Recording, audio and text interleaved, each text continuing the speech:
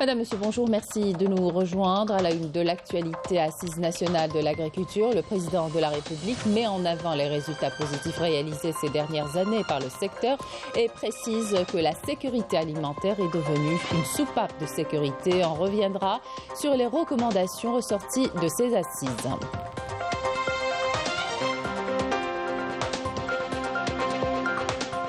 Les services de l'agriculture d'El Mnia ambitionnent d'augmenter à l'horizon 2024 la surface consacrée à l'agriculture stratégique. Il sera également question d'introduction des nouvelles technologies dans l'agriculture avec ce simulateur de pluie pour faire face à la sécheresse des zones agricoles. L'Algérie célèbre aujourd'hui, à l'instar des autres pays du monde, la journée internationale de la protection civile. L'occasion d'évoquer encore une fois le travail de bravoure des éléments de la protection civile algérienne en Turquie et en Syrie. Ils étaient les premiers secouristes à être au chevet des victimes du séisme qui a frappé ces deux pays et ont donné le meilleur d'eux-mêmes pour sauver des vies. Bienvenue à tous. Les travaux des Assises nationales de l'agriculture ont été clôturés hier avec des recommandations qui seront soumises au Conseil des ministres. Le gouvernement est appelé donc à élaborer une stratégie pour développer le secteur de l'agriculture. Il s'agit également de consolider les acquis des filières agricoles et poursuivre les actions sur la voie d'une sécurité alimentaire durable. Les acteurs du secteur n'ont pas manqué de saluer les orientations du président de la République, Amel Bourba. Placé sous le slogan évocateur « Agriculture, sécurité alimentaire durable », ces assises nationales de l'agriculture incarnent l'intérêt accordé par le président de la République à ce secteur stratégique. Les participants à cette rencontre, représentant les différents acteurs du secteur, ont salué les orientations données par le chef de l'État qui se veulent une feuille de route à appliquer dans les plus brefs délais. Monsieur le Président a demandé à l'ensemble des présents de fournir beaucoup plus d'efforts à l'effet de s'inscrire dans la modernité par rapport aux défis qui sont liés, disons, à la modernisation à travers les technologies nouvelles, à travers le recours, disons, aux techniques et économies d'eau par rapport aux besoins de l'eau, par rapport à l'irrigation. Surtout que la durabilité s'inscrit, on doit produire, mais on doit prendre soin aussi de la terre, de l'eau et de l'ensemble des intrants. Les institutions qu'a donné M. le Président de la République aujourd'hui, c'est une bouffée d'oxygène pour un corps. Surtout le problème de l'aqar, comment dirais-je, le foncier. Nous saluons les mesures décidées par le président de la République qui a dit que 2023 sera l'année de l'assainissement du foncier agricole pour créer un développement véritable et durable. D'ailleurs, nous sommes en train de travailler dans ce sens avec les Wali.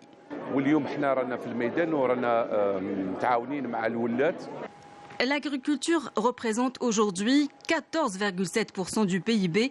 L'objectif est d'atteindre les 30%. Un objectif tout à fait réalisable compte tenu des potentialités énormes que recèle l'Algérie. Parmi les priorités du président de la République, le barrage vert. Donc on a planifié un plan d'action à l'horizon 2030 et là on vient d'obtenir une première tranche financière de 10 milliards de dinars pour mettre en œuvre la première tranche du barrage vert pour la période 2023-2027. On va passer d'un ouvrage forestier à un programme de développement local. Pourquoi ? Parce que ce barrage vert il traverse 13 wilayas, 183 communes et 1200 localités. On trouve plus de 7 millions d'habitants qu'on doit prendre en considération dans notre planification pour la création d'emplois et la création des petites entreprises au niveau de ces territoires. Et qui dit sécurité alimentaire dit souveraineté alimentaire, un défi à relever pour l'Algérie, appelée à assurer une agriculture plus performante, notamment en céréaliculture. D'où la nécessité de moderniser les mécanismes d'exploitation et d'aller vers une numérisation rapide du secteur. La wilaya d'El Mnia a connu ces dernières années un engouement de la part des agriculteurs, encouragés par les facilitations accordées par l'État en matière d'acquisition des terres et des raccordements au réseau électrique. Les services de l'agriculture de la wilaya ambitionnent d'augmenter à l'horizon 2024 la surface consacrée à l'agriculture stratégique. Melika Blel. Le secteur agricole a opéré récemment un tournant majeur dans la wilaya d'El Mnia, et cela grâce aux efforts des agriculteurs de la région et des responsables du secteur. Depuis quelques années, la wilaya abrite de grands périmètres agricoles verdoyants produisant diverses variétés de céréales.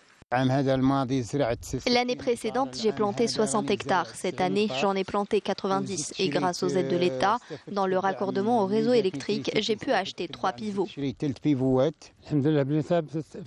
J'ai 60 hectares et j'ai bénéficié de 60 autres, ce qui me fait un total de 120 hectares. L'année précédente, j'ai pu réaliser une récolte de 50 quintaux à l'hectare. Cette année, la récolte a atteint les 82 quintaux à l'hectare. Les différentes aides de l'État, notamment en matière de financement et de moyens techniques, en plus des potentialités agricoles de la nouvelle wilaya, ont contribué à l'élargissement des surfaces cultivées et au développement intensif des cultures stratégiques, notamment la céréaliculture, la maïsiculture et l'oléoculture. Comparé aux années précédentes, il y a de nouvelles surfaces agricoles qui ont été rajoutées. Ces surfaces sont consacrées à la culture des céréales. La superficie agricole consacrée à la céréaliculture est passée de 10 000 l'année précédente à 13 400 hectares cette année, soit une hausse de 30%. Nous aspirons toutefois à atteindre une récolte de plus de 50 quintaux à l'hectare et une production de 700 000 quintaux. Les efforts déployés par le secteur de l'agriculture et du développement rural vont aider à l'essor des filières qui sont de nature à réduire la facture des importations de l'Algérie et permettront d'assurer sa sécurité alimentaire. Et pour faire face à la sécheresse dans les zones stépiques, plusieurs agriculteurs, notamment dans la wilaya de l'Arwat, ont opté pour le Floppy Sprinkler, un simulateur de pluie artificielle qui a fait ses preuves à l'étranger et a fait son introduction en Algérie depuis peu. Rina Lerari. Après plusieurs années de sécheresse, les agriculteurs de la wilaya de l'Arwat se sont tournés vers une nouvelle technique d'irrigation, à savoir le Floppy Sprinkler. Une solution moderne avec un système d'irrigation par aspersion de pluie artificielle, avec une économie d'eau estimée à 25% et une augmentation de la production de 50%. Cette technique a déjà fait ses preuves à l'étranger. Nous étions très heureux d'apprendre qu'aujourd'hui elle est enfin disponible en Algérie. Nous sommes partis à Borj Bouarerij afin de nous enquérir davantage sur cette nouvelle technologie et son mode d'emploi. Le Floppy Sprinkler est très différent des autres systèmes d'irrigation avec un réseau de conduites enterrées grâce à la pulvérisation de gouttelettes d'eau égale à celle de la pluie. Cela nous permet d'économiser d'énormes quantités d'eau et d'énergie tout en augmentant notre production. Maintenant, nous pouvons également planter du maïs, chose qui était impossible auparavant.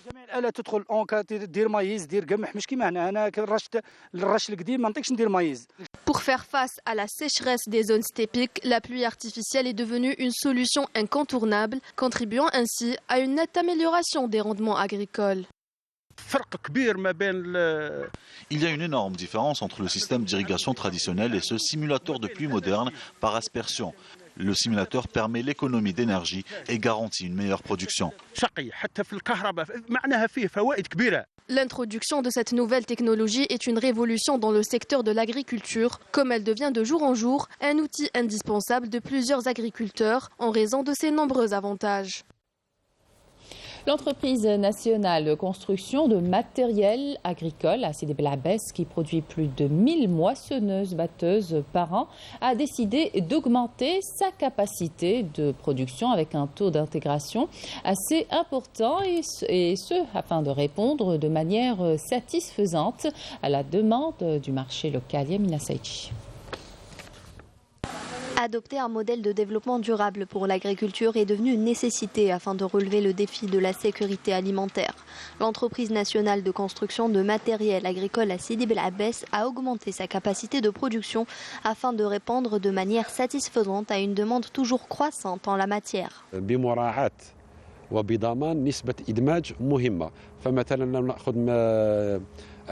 Notre production a sensiblement augmenté avec un taux d'intégration assez important. Les semoirs, par exemple, sont construits chez nous avec un taux d'intégration de 60%. Les compacteurs ont atteint un taux d'intégration de 75%. Des résultats satisfaisants qui nous ont évité d'importer ces équipements agricoles. Les devises à l'étranger. Le contrôle de la chaîne de production passe obligatoirement par le transfert de technologies à travers des partenariats avec des entreprises étrangères. La collaboration avec des entreprises portugaises et finlandaises spécialisées dans la construction de matériel agricole a permis d'enregistrer de bons résultats. Nous mettons sur le marché national près de 800 machines de différentes catégories et pour différents usages. Nous avons commencé avec 20 modèles d'engins agricoles. Aujourd'hui, nous sommes à 30 machines agricoles équipées de technologies modernes. Notre capacité de production est de 1000 moissonneuses-batteuses par an. Avec un taux d'intégration de 70%, nous espérons atteindre les 73% d'intégration en 2023. Réduire la facture des importations de ces équipements permettra à terme de renflouer les caisses du trésor public, mais aussi de développer le secteur de l'agriculture.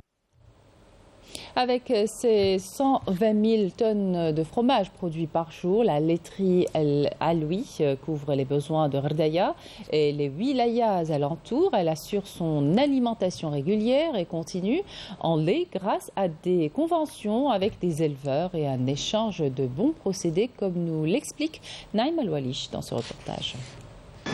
El Aloui est l'une des laiteries les plus anciennes et les plus cotées de la vallée du Mzab. Avec une capacité de production de 120 000 tonnes par jour, cette laiterie fabrique toutes sortes de fromages destinés à toutes les régions limitrophes. À partir de cette laiterie, nous avons en amont des éleveurs de vaches et de chèvres conventionnés avec nous. On reçoit leur lait quotidiennement, que ce soit la chèvre ou la vache. Donc ils sont sûrs de commercialiser. C'est nous qui les avons incités à avoir des vaches et à faire un achat groupé. C'est nous, on achète le fourrage chez ceux qui produisent le fourrage et on le met à leur disposition. On se fait payer de différentes manières, soit une partie par le lait, une partie par de l'argent, etc. Comme ça, l'éleveur ne pense plus, il se concentre essentiellement sur son sujet qui est l'élevage et la production de lait. Mais le must des produits de la laiterie demeure incontestablement la takamarit, un fromage ancestral apprécié dans toute la région pour son goût tendre et frais qui accompagne les rencontres joyeuses autour du mythique thé. Après la pasteurisation, on va faire le sel. Après le sel, on va mettre la brisure pour la coagulation. Après la coagulation, après une demi-heure comme ça, on va couper le lait. Là. Et après, on a enlevé l'eau. Si on a enlevé l'eau, c'est bon, la pâte elle est prête. Après, on va faire le moulage. Voilà. Si on a fait le moulage, après une demi-heure ou bien, on égoutte le produit, il est égoutté. Après, on a fait le retournement chaque 2 heures. En général, on réserve une quantité de lait de chèvre pour fabriquer le fromage takamarit, qui est très prisé ici, c'est pas un fromage de tous les jours, mais c'est surtout un fromage de cérémonie. On a en tête et on a conçu même un plan de développement de la laiterie. Leader de la fabrication de produits laitiers, la société compte davantage s'agrandir pour offrir plus de produits qui occuperont un maximum d'étals dans tous les recoins du pays. L'Algérie célèbre aujourd'hui, à l'instar des autres pays du monde, la journée internationale de la protection civile sous le slogan « Rôle des technologies de l'information dans l'évaluation des risques ». Sachez justement que la direction de la protection civile a mis en place de nouveaux mécanismes afin de renforcer ses capacités opérationnelles et permettre d'améliorer la prévention des risques, comme ce fut le cas récemment lors de leurs interventions en Turquie et en Syrie, dévastées par un terrible tremblement de terre. Les éléments de la protection civile étaient les premiers secouristes à être au chevet des victimes et ont donné le meilleur d'eux-mêmes pour sauver des vies. À cette occasion, la direction de la protection civile a prévu un riche programme, notamment des hommages, des compétitions sportives et culturelles, des portes ouvertes et des actions de sensibilisation. Et à cette occasion, nous revenons ce matin sur le travail remarquable réalisé par les éléments de la protection civile lors de différentes situations de crise, que ce soit à l'échelle nationale ou internationale, lors du tremblement de terre de Boumerdès et les inondations de Bab el-Oued, ou tout récemment au cours de leurs interventions en Syrie et en Turquie, frappées par un terrible tremblement de terre. Yanis Belkacem.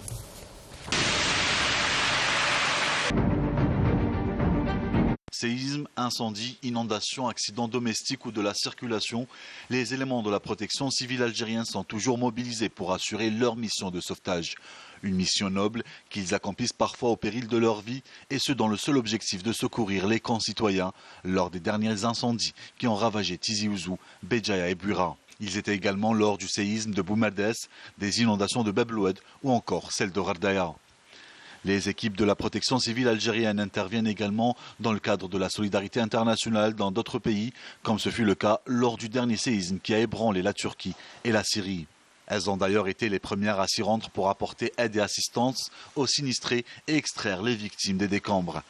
Les éléments de la protection civile sont toujours en première ligne pendant et après les crises qu'ils gèrent de manière efficiente grâce à leur formation de qualité et des moyens dont ils disposent. Ils sont toujours parvenus à relever les plus grands défis grâce à leurs différentes brigades, que ce soit la brigade de recherche, de sauvetage déblayement, la brigade cynotechnique ou encore le GRIMP, le groupe d'intervention en milieu périlleux. Grâce à leur longue expérience, à leur professionnalisme dans la gestion des catastrophes naturelles et des crises, nos éléments de la protection civile se sont distingués à l'échelle internationale par la qualité de leur intervention, comme par exemple lors des tremblements de terre qui ont eu lieu au Mexique, en Arménie, en Inde, au Népal et en Iran, mais également les feux de forêt de 2003 qui ont ravagé le sud de la France et l'explosion de Beyrouth en 2014. Un parcours exemplaire qui a valu à la protection civile algérienne d'être certifiée par l'INSARAG, une certification qui atteste du niveau de la protection civile algérienne et de la qualité de ses interventions. À Alger, l'incendie qui s'est déclaré dans le dépôt de bus de Corifa de l'établissement public de transport urbain et suburbain d'Alger a finalement pu être maîtrisé. Les unités de la protection civile sont intervenues aux environs de 4h43 du matin et ont évité la propagation des flammes qui avaient déjà incendié 9 bus. Aucune perte humaine n'est à signaler. Et puis ce drame à Oran, un mort et 3 blessés dans un effondrement partiel d'une vieille bâtisse à Hay Sidi El-Bachir. L'effondrement du sol des 3e et 4e étages s'est produit lors des travaux de réfection d'un appartement de cet immeuble. Selon les premières investigations des services de la protection civile, les services de la police ont ouvert une enquête sur les circonstances du drame.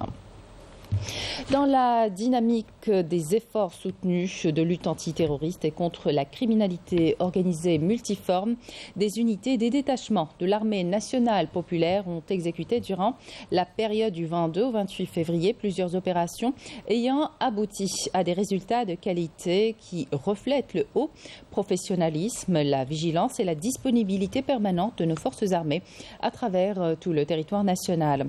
Dans le cadre de la lutte antiterroriste et de la sécurisation des frontières, des détachements combinés de l'armée nationale populaire ont arrêté 9 éléments de soutien aux groupes terroristes dans des opérations distinctes à travers le territoire national. Dans le cadre de la lutte contre la criminalité organisée, en continuité des efforts soutenus visant à contrecarrer le fléau du narcotrafic dans notre pays, des détachements combinés de l'armée nationale populaire ont arrêté en coordination avec les différents services de sécurité lors d'opérations exécutées à travers les régions militaires. 65 narcotrafiquants et mis en échec des tentatives d'introduction des quantités de drogue provenant des frontières avec le Maroc s'élevant à 10 quintaux et 31 kg de cuivre traité et saisi 267 141 comprimés psychotropes et 523 grammes de cocaïne. À Tamanrasset, Borj-Beji Mokhtar Tindouf et Janet, des détachements de l'armée nationale populaire ont intercepté 859 individus et saisi 43 véhicules, 145 groupes électrogènes, 63 marteaux-piqueurs, 61,5 quintaux de mélange d'or brut et de pierre, ainsi que des quantités d'explosifs, d'outils de détonation et d'équipements utilisés dans des opérations d'orpaillage illicite, tandis que 14 autres individus ont été arrêtés et 7 fusils de chasse, 40 quintaux de tabac, 4107 unités de différentes boissons et d'immenses quantités de denrées alimentaires destinées à la contrebande et la spéculation s'élevant à 111 tonnes ont été saisies lors d'opérations distinctes à travers le territoire national. De même, les gardes-frontières ont déjoué en coordination avec les services de la gendarmerie nationale des tentatives de contrebande de grandes quantités de carburant s'élevant à 52 558 litres à Tamanrasset, Borj Beji Mukhtar, Souqahras, Taraf et Tébessa. D'autre part, des gardes-côtes ont déjoué au niveau de nos côtes nationales des tentatives d'émigration clandestine et ont procédé au sauvetage de 112 individus à bord d'embarcations de construction artisanale alors que 488 immigrants clandestins de différentes nationalités ont été arrêtés à travers le territoire national. Scandale de corruption au Parlement européen. L'ex-eurodéputé Panzeri enfonce le Maroc. Le Marzen aurait versé au moins 180 000 euros en plus de cadeaux et de voyages à plusieurs eurodéputés pour les amener à s'aligner sur ces thèses lors de l'adoption de différents textes au Parlement européen. Plus de détails avec Yemina Saïdji. De nouveaux aveux sur le Maroc-Gate viennent enfoncer encore plus le régime du Marzen dans ce scandale de corruption au sein du Parlement européen. L'enquête se poursuit avec cette fois-ci des preuves irréfutables. L'ex-eurodéputé Pier Antonio Panzeri, suspect clé dans l'affaire, est passé aux aveux. Des sommes d'argent d'un total d'au moins 180 000 euros, en plus de cadeaux et de voyages, ont été offerts par le régime du Marzen pour soudoyer des eurodéputés, pour les amener à s'aligner sur ces thèses lors de l'adoption de différents textes au Parlement européen. L'ex-eurodéputé a tout déballé devant les enquêteurs de l'Office central pour la répression de la corruption, car de sa bonne collaboration dépend l'approbation en fin d'enquête de son mémorandum de repenti signé avec le parquet fédéral belge en janvier. Les nouveaux aveux de Panzeri recueillis par la police judiciaire belge ont fait la une de toute la presse européenne, mettant à nu la corruption qui gangrène le Parlement européen avec la complicité du Marzen à travers son ambassadeur en Pologne, Abdelrahim Atmoun, et Panzeri, qui ont présidé durant des années la commission parlementaire commune entre l'Union européenne et le Marzen. Panzeri et Atmoun entretiennent des liens étroits d'intérêt depuis 2009. Des affaires de corruption qui mettent en cause Pier Antonio Panzeri, qui a perçu plus de 180 000 euros en liquide, sans compter les autres privilèges du Marzen, de même qu'un salaire annuel de plus de 50 000 euros, en contrepartie de servir les intérêts du Maroc. Cette relation qui a duré plus de 20 ans entre Panzeri et le Marzen par le biais d'Atmoun n'était qu'une volonté délibérée de servir et de justifier les intérêts du Maroc, notamment en ce qui concerne le dossier du Sahara occidental et du pillage de ses ressources naturelles, mais aussi pour couvrir les crimes et les violations flagrantes des droits de l'homme par l'occupant marocain. Panzeri aurait également mis en contact Atmoun avec les eurodéputés Brando Benifei, Alessandra Moretti, Andrea Cozzolino et un quatrième parlementaire. En somme, Atmoun a réussi à installer une véritable nébuleuse de corruption au sein du Parlement européen pour servir les intérêts du Marzen. L'Union européenne gravement préoccupée par l'escalade de la violence en Cisjordanie occupée, y compris à Al-Quds Est, entraînant la mort de 66 Palestiniens depuis le début de l'année. Le représentant de l'Union européenne pour les affaires étrangères et la politique de sécurité, Joseph Borrell, a souligné la nécessité d'arrêter les violences, de protéger tous les civils et de prendre des mesures urgentes pour réduire la tension. En Grèce, 36 morts et 85 blessés dans un accident entre deux trains, un de marchandises et l'autre de passagers, effectuant le trajet entre Athènes et Thessalonique. Aucune précision n'a été fournie à ce stade sur les raisons pour lesquelles les deux trains étaient entrés en collision, mais d'après les médias grecs, il s'agit du pire accident ferroviaire que la Grèce n'ait jamais connu. Retour en Algérie, destination Tagmart à Tamanrasset au sud du pays, une destination prisée par les amateurs de tourisme d'aventure qui ont renoncé le temps d'un bivouac au confort des grands hôtels pour vivre au rythme du désert. Voyez ce reportage de Walid Yousfi. À peine arrivé à Tagmart, près de 70 km au nord de Tamanrasset, Mahmoud commence déjà à décharger le ravitaillement. Ils préparent le bivouac du soir pour une cinquantaine de personnes dans cette région connue pour ses paysages à couper le souffle et sites rupestres. On organise souvent des bivouacs ici. On a découvert ce site il y a quelques années grâce à nos guides et depuis, on l'a intégré à notre circuit touristique. C'est une très belle région qu'on essaye de faire découvrir aux visiteurs. Là, nous sommes en train de décharger le matériel et on prépare la soirée. Le soleil commence à se coucher. Après avoir installé le campement, il est temps de préparer le dîner et c'est Reda qui est derrière les fourneaux pour ce soir. Dès qu'on arrive ici, on installe la tente où on va préparer à manger. C'est en quelque sorte notre cuisine quand on sort en bivouac.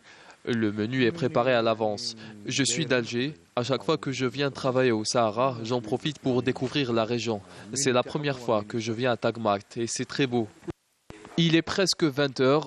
Tout le monde se rassemble pour passer à table. Pour certains, c'est la première fois qu'ils font un bivouac en plein désert. L'occasion pour eux de passer la nuit sous le beau ciel étoilé du Hogar. Bon, ça fait la 3e nuit qu'on est en bivouac ici au sud. Ça se passe super bien. C'est une nouvelle expérience. Moi qui suis habitué des bivouacs un peu partout en Algérie, c'est la première fois que je viens au sud pour découvrir cette ambiance magnifique. On remercie nos amis et frères Touareg qui mettent une ambiance exceptionnelle. Ce bivouac, c'est un peu spécial. On a pu faire de nouvelles rencontres, on a fait de nouveaux amis, on s'est changé des idées, on s'est évadé de la charge de la ville. Les convives finissent leur soirée entraînés par les rythmes dansants de la musique tergui. Une belle invitation pour renouveler un séjour dans cette magnifique région. Et c'est la fin de cette édition. Merci de votre attention. Tout de suite, les prévisions météo avec Mina Abed. D'excellentes suites de programmes sur Canal Algérie.